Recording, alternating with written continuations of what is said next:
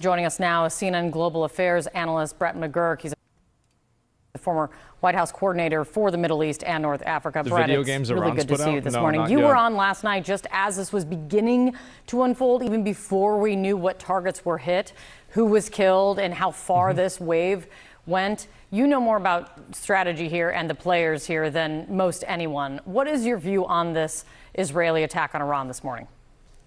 The Israelis are calling this Operation Rising Lion. I would call it Operation Kitchen Sink. As you've been reporting, as Sarah just reported, this is airstrikes, sabotage, Mossad, an incredibly extensive operation that is still ongoing. It has eliminated in a single night the entire military command structure of Iran. I just cannot underestimate how significant this is. The head of Iran's military, General Bagheri, the head of their missile and drone program, General Hajizadeh, the head of their National Security Council, Ali Shamkhani, former head but really still acted in that role, and the head of the Islamic Revolutionary Guard Corps, Hussein Salami, who organizes all the proxy groups across the Middle East, Hezbollah, Hamas, and others through the Quds Force. So incredible. Second point, this shows just total intelligence dominance and penetration by Israel into Iran. And that really limits... It's embarrassing, honestly. Like, it's shit's embarrassing. What Iran can do in response here. Yeah. The people who would have met this morning to figure out how to respond are all dead. And there will be no surprise. Israel will know clearly exactly what Iran is going to do. I think they'll be ready for it. There will be a response, but the ability of the Iranians to organize a coordinated response is significantly degraded. I think those saying... How can Iran put out that video after this? Bro, we're 2 hours away from Iran declaring that they won. What do you mean? Lead to an uncontrollable Middle East war. I think that's really overheated because Iran has just been significantly degraded here, and Israel clearly knows what's coming. Third point, importantly, why is this happening? I have to say, I lived through this. October 7th and the Hamas attack into Israel changed the strategic equation in the Middle East. Iran made a fateful decision after that to join in the attack against Israel, lighting up Hezbollah, the Houthis, all the proxies in Syria and Iraq to attack Israel, and twice launching massive attacks from Iran into Israel. And Israel made clear after October 7th, it will no longer ever allow threats to fester. That's really what this is all about. And what happened in the last... Yeah, they don't want to let things turn into a problem that they have to solve later on. 10 days is Iran significantly ramped up its nuclear program. The IAEA, the International Atomic Energy Agency, found just flagrant violations by Iran in meeting its obligations. And just finally, in Vienna on Thursday, 19 countries found Iran in violation of its nuclear commitments. All 19 of the countries are lying, and they're all conspiring against Iran. And Iran didn't do anything wrong, and they were all wrong. Nobody knows what they're talking about except for Iran. The nuclear, no, this was not it at all. This was this was all a conspiracy against them. Yeah, for sure, guys. First time that's happened in 20 years. So the choices Iran made here were just massive miscalculations. So that's the backdrop, and I can't say exactly how this is going to play out, but that is basically led to this extraordinary operation by the Israelis into Iran. You were involved in helping prepare Israel's defense after Iran launched its massive attack in October. What is the president's national security team doing right now? President Trump's national security team, he's set to meet in the Situation Room with them at 11 a.m. this morning. What's going on behind the scenes? Isn't it weird that Trump hasn't really said anything about this? Like, I would have expected him to be like, I would have expected him to be live twice by now. It's actually surprising and like a little bit like confusing that he hasn't gone out and said anything about it. He tweeted, but that's it. Well, fortunately, we lived through in April of last year a massive attack, 170 drones, 120 ballistic missiles, 30 cruise missiles launched from Iran against Israel. That attack was defeated. In October, Iran launched 200 ballistic missiles against Israel. I was in the Situation Room for that. It takes 13 minutes for a missile to be launched from Iran to Israel, only a limited window to shoot them down or deflect them.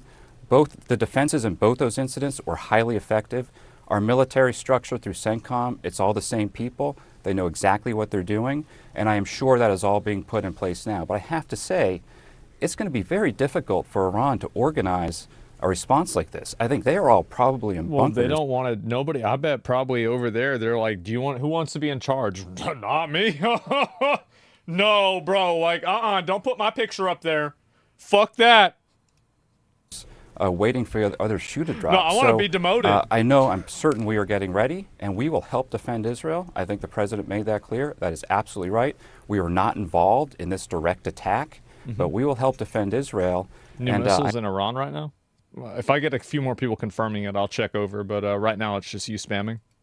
And those preparations are underway, and it's fortunate. Again, I lived through this. I helped coordinate the defense twice last year, so we very much know how to do this. When it comes to retaliation, and as you seem to be describing, Brett, that response from Iran this time might be very different from what we have seen in the past because of how crippling this attack was and how crippled they have become and how deeply Israeli intelligence has penetrated into Iran. What we've heard from Iran ahead of this was that Iran will vowed to strike U.S. targets in the region in the event of any attack on its nuclear program. The line from the defense minister recently was, if a conflict is imposed on us, all U.S. bases are within our reach, and we will boldly target them in host. I believe that if I see it. If they do that, they're basically, they're signing their death warrant if they do that. Like, really. Because if they attack a U.S. embassy at this point, they're shown to be so weak. I mean, they can't even handle Israel. They're done. Countries. We would nuke them? No, we wouldn't nuke them. We just do the same thing that Israel did, but a lot more. I wouldn't want to nuke them. Absolutely not. No, because like you're gonna have to deal with the people that live there after that. No, just kill their leadership and then move on. What do you make of that in the light of today, of what we're seeing here? So they have that option, and they might try. I think if they do, then I think that brings the Americans in a very significant way. Yeah. And that'll make the situation even worse for Iran, and I think they know that. Yeah. Something here is significant, Kate. After that October attack I mentioned, Israel did launch airstrikes into Iran, unprecedented. They took out all of Iran's strategic air defenses. To this day, Iran has not responded to that. Iran is in a very, very...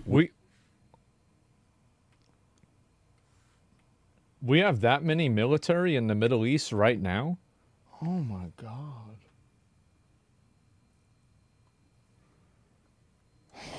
Very, very weak position. But listen, they will respond. Why? They will try to muster a significant response. I think their ability to do so is limited, but there will be a response. Gotta protect we are not the out of this at all. World police. And I think we have to make sure, if I was in the White House right now, number one, protection of Americans.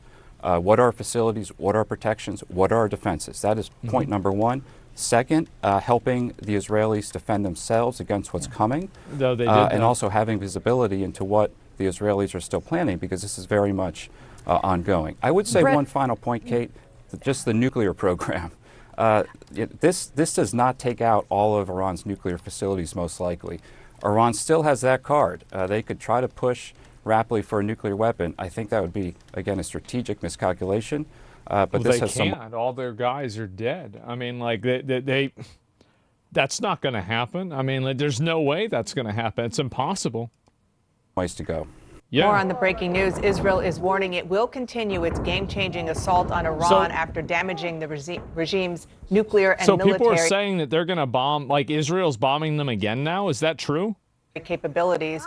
I'm joined now by Dan Senor. He is a former Romney campaign foreign policy advisor, co-author of two books on Israel, and the host of the very popular podcast, Call Me Back. Thank you so much for being here, Dan. Yes. First, I want to get your big picture takeaway about the moment we're in. It feels different for a lot of reasons. 1 minute left on this video. Yeah, for two big reasons, I would say. One is, if you go back to October 7th, 2023, my biggest concern about October 7th was not just that Israel felt shattered and Israeli society felt shattered, an extraordinary human catastrophe, although that was paramount on all of our minds. But from a strategic level, Israel was perceived to be in the region to be a paper tiger. And if you look at so much of the gains Israel had made diplomatically, geopolitically in the region, the Abraham Accords, path towards Saudi normalization, so much of that was about Israeli strength. Can you explain why Israel can have nuclear weapons, but Iran can't? Yeah, because Israel is our ally and Iran isn't. That's the reason. These other, enemies of Israel or former enemies of Israel or future friends of Israel, however you want to explain it in the region, or skeptics of Israel, wanted to partner with Israel because Israel was viewed as so strong militarily from an intelligence standpoint. And suddenly Israel on October 7th looked like a paper tiger. And I think you saw a lot of players in the region pulling back from Israel. That's all going to be changing.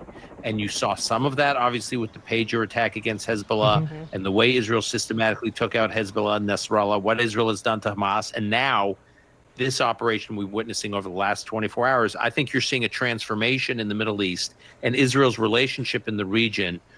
I don't think we've seen any kind of transformation like this since, I'd say, the Israeli Six-Day War in 1967. Man, Pakistan isn't our ally? Yeah, I guess so. We say we stay out of it and let them turn each other. Yeah, I mean, well, that's what's happening, right?